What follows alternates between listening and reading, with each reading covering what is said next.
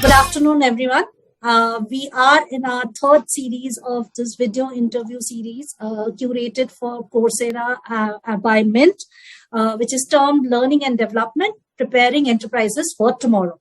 We are very glad to host with us today Priya Malhotra, Group Head Talent Development and Business Capability Building, CK Builder Group. Thank you, Priya, for taking out time and joining us today in this series. We also have with us Mr. Dallas Krishnan, Managing Director, Enterprise Coursera India. Thank you, Dallas. I'm glad to have you here on the show today. Right?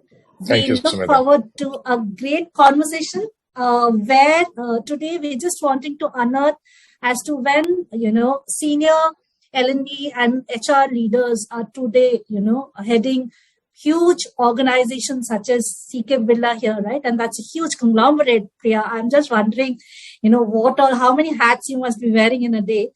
The biggest, concern that, one is grappling with, and we see it, panning out in the ecosystem today, is that businesses have to strive for growth, innovation, and become increasingly, capability driven, right? That's the new call of the hour, that if I may say so, right?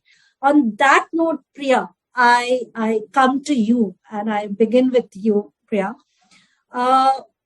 Every organization today is, at the fear of being disrupted, right? Because we are in that technological wave. We are living that era where, things are changing very fast, very market differentiating capabilities is the, essence of survival today. It's a question of survival, not just, as L&D leaders and, senior HR heads as yourself, Priya, I wonder, how do you focus on the skills needed to survive today? Thank you for that lovely question, Sumedha. The question remains timely and pertinent.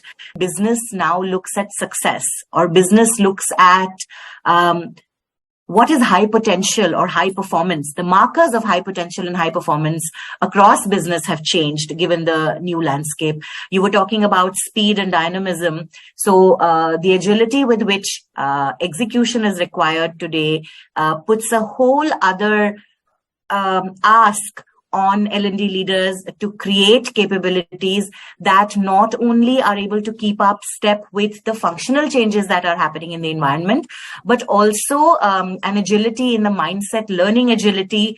Some of these aspects are now being valued even more. The kind of approach that we take as an organization, and as you rightly mentioned, we are a conglomerate with 11 different lines of businesses, 11 very distinct businesses at different levels of maturity in their business processes and also in their learning and HR processes. For us, research remains a cornerstone of, how we do, how we upskill our people. Also, the horizon around which we envisage learning will last has shortened now to 1 to 2 years rather than 3 to 5 years. That was the case till a few years ago.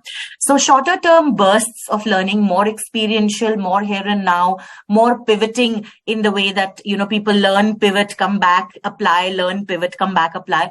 Those are the kind of structures that we are creating around learning. Wonderful, Priya. It's a great learning to hear that what we see being written about is actually being implemented, and you are the stalwart in the industry. Priya, I'll just like to dig a little deeper. When you are you harped upon the point on skills, right? How important is to build functional skills versus domain skills, and how do you go about maintaining that fine balance? And what is it that you prioritize across different business lines that you have? Because like you said, 11 businesses that you are leading, right? So what's that, mantra that you have to, curate that whole vision that you have? nearly impossible for someone sitting at the center to imagine that, they will have the best view possible on what 11 different businesses should be doing around their domain and functional skills.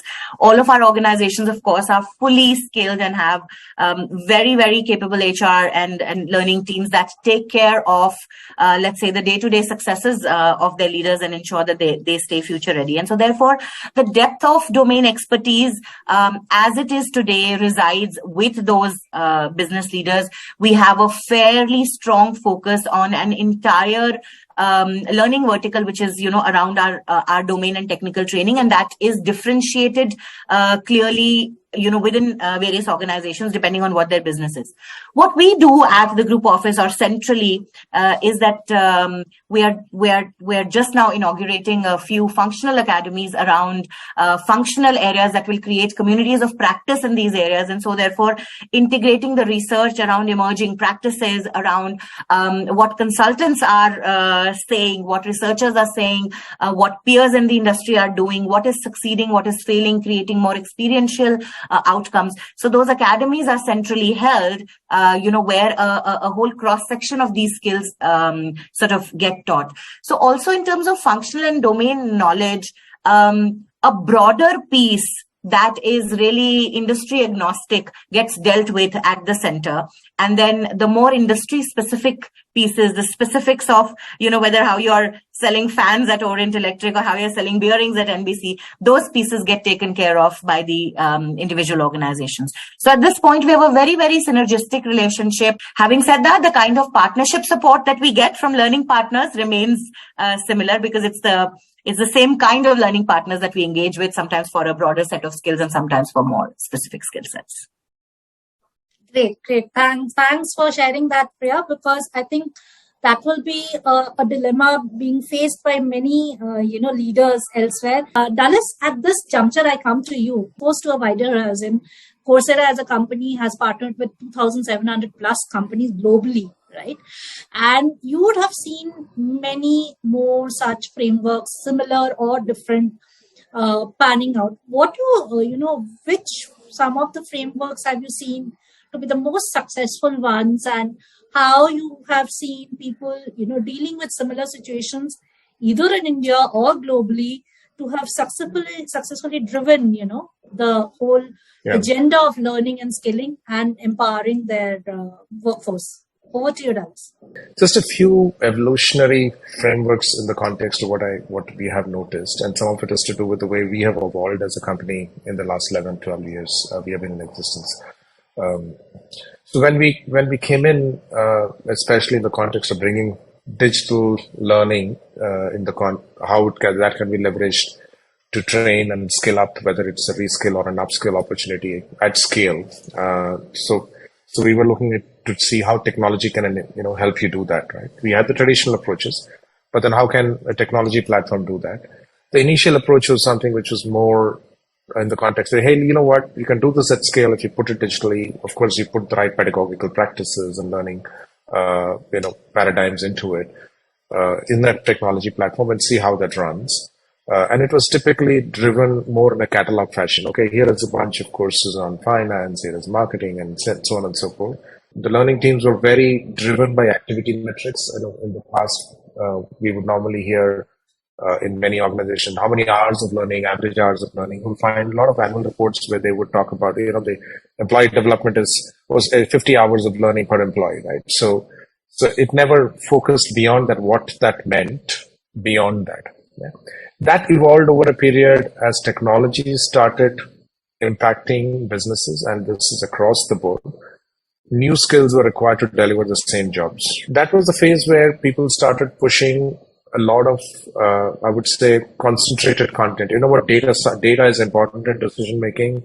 Let's certify everybody in data, right? And we started measuring simple things like, okay, apart from learning hours, we started measuring a more, I would say, outcomes like how many certifications we have done, have people completed the course, right? So we started measuring a few things in important areas. Now is where, given the context of this currency of skill is becoming shorter and shorter, and the pace at which you need to skill is becoming faster and at a much wider level, is where you are now very clearly putting roles and then defining roles and skilling to come together. so that it's finally, you don't have to go and choose people, you don't have to track people. People do that job. When they get into a job, they know what are the skills that they require. They can measure themselves to a proficiency. So it's moved to a role-based skilling. That's fundamentally how the overall larger framework is done. Right? Now, along with this, now if you think of the demography and people, right, there is, when you get into digital learning, there is the paradigm of how much time and how effective it is, right? So there is learner engagement and learner outcomes that are coming up as questions.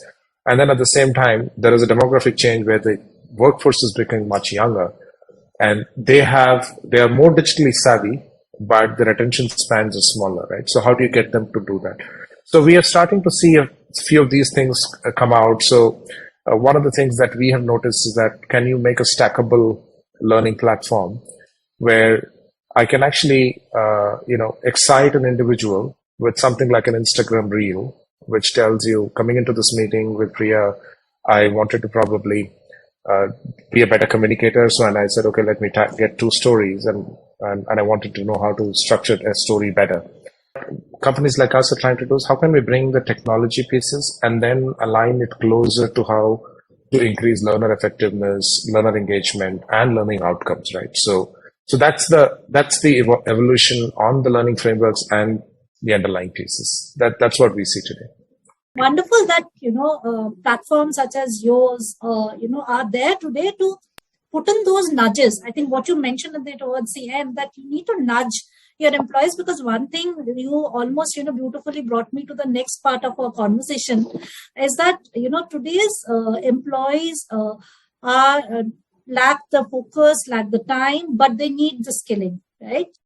What is really important to note is that any learning today has to be self-directed. So there's a very critical difference between what people want to learn and what people need to learn. Unless you offer them what they want to learn, they may probably not have the energy for what they need to learn, which may be the more sort of drier, stuff, especially if I talk about functional skills. The other piece to note is that for this generation, yes, but for all generations, and taking also from what Dallas said, that, we are now skilling for roles, content needs to be hyper-personalized. Whether that content is online content, whether that content is in classroom content, or learning experiences that we curate, or even communities that we manage, it has to be hyper-personalized to the learner. And then we also have to keep a percentage of effort aside for the learner to show some initiative and enthusiasm.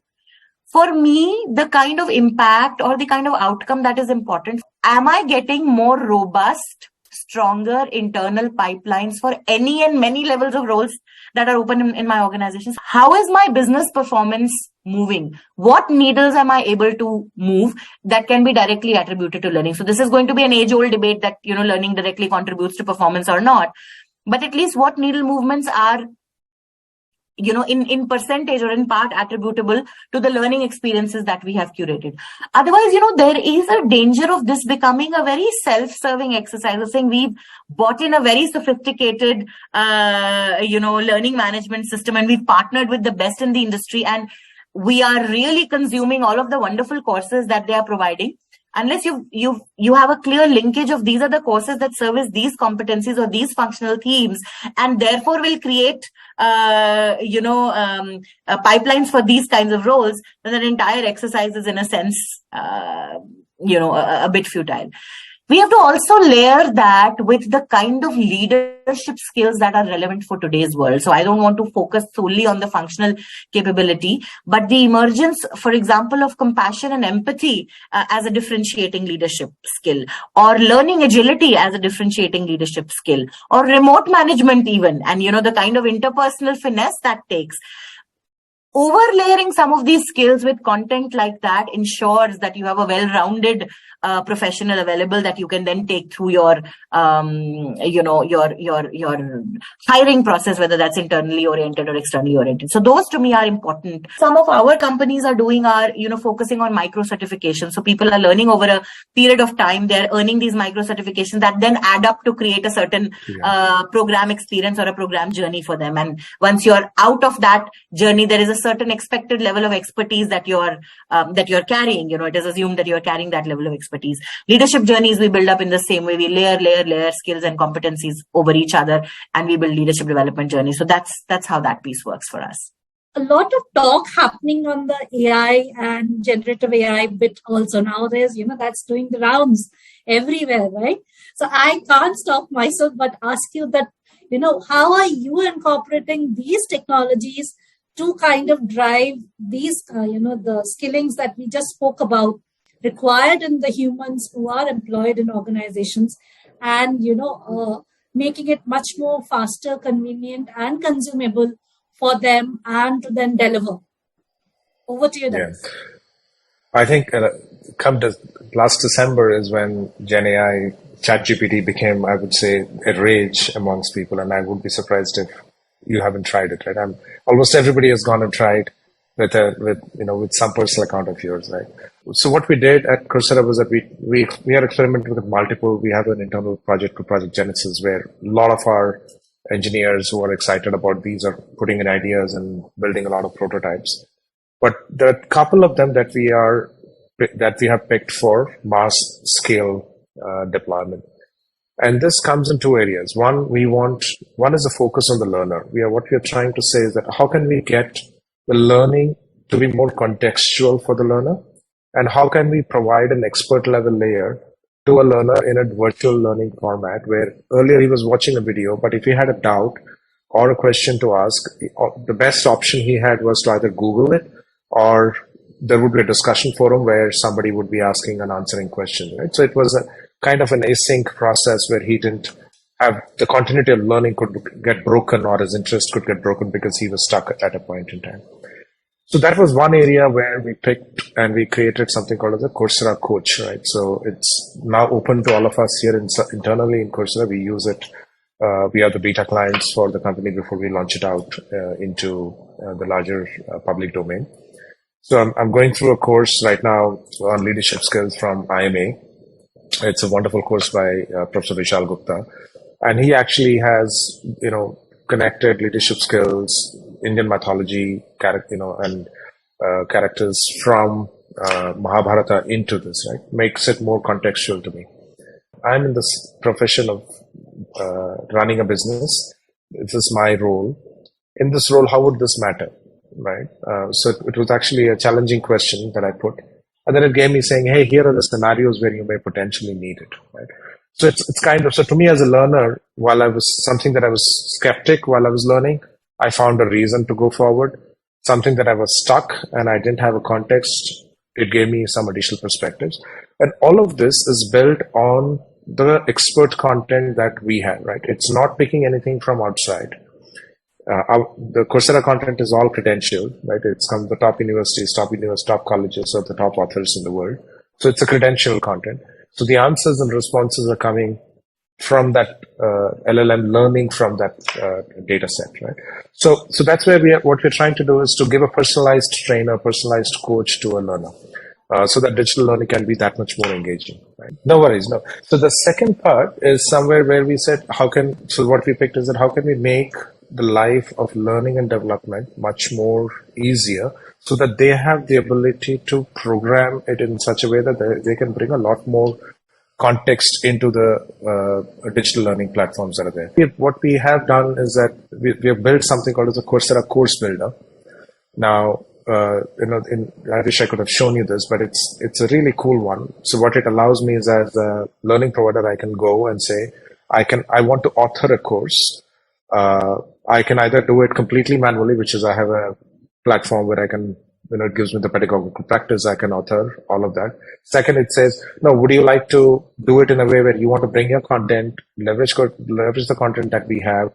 You tell us what you would like to do. So it's like I can write in text.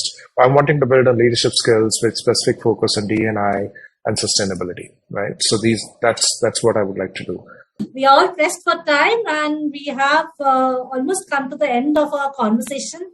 I wish we had much more the luxury of time with us, but this was wonderful. So thank you, leaders, for joining us today. I'm sure our conversation, there were key takeaways which will be really useful to the audience on our content hub named Learning That Works. And we hope to gather once again sometime soon and have much more enriching conversations. Thank you, Priya. Thank you, Dallas, for your time. Thank you. Thank you, Sumedha, for some great questions, and thank you, Dallas, for some great insights. No, wonderful.